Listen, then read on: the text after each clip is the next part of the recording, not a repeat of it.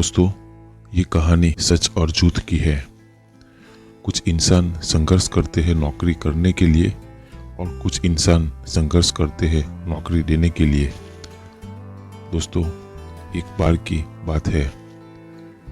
एक बार एक कॉलेज में 4 दोस्त पढ़ते थे।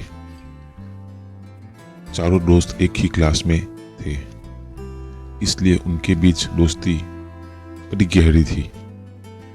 एक दिन कॉलेज में कहा गया कि कुछ दिन बाद तुम्हारा एग्जाम है, लेकिन ये बात चारों दोस्त भूल गए और एग्जाम की एक रात पहले चारों दोस्त पार्टी करने के लिए बाहर चले गए। अगले दिन चारों दोस्त कॉलेज गए तो उन्होंने देखा कि एग्जाम का टाइम खत्म हो चुका है।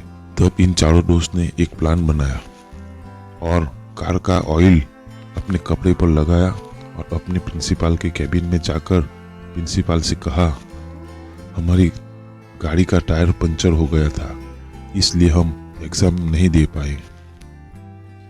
प्रिंसिपल ने, ठीक है, तुम कल कॉलेज आना, तुम्हारा एग्जाम ले लिया जाएगा। चारों दोस्त खुश होकर वहां से निकल गए। सोचने लगे कि आज हम बच गए। इन चारों दोस्त ने रात भर पढ़ाई की और जब अगले दिन एग्जाम देने गए तब उनसे कहा गया कि तुम चारों का एग्जाम अलग अलग क्लास में लिया जाएगा।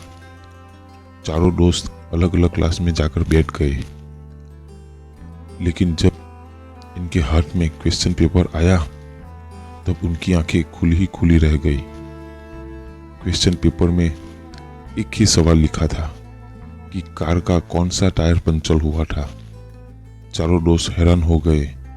तब उनको अपनी गलती का एहसास हुआ कि हमें प्रिंसिपल को झूठ नहीं बोलना था।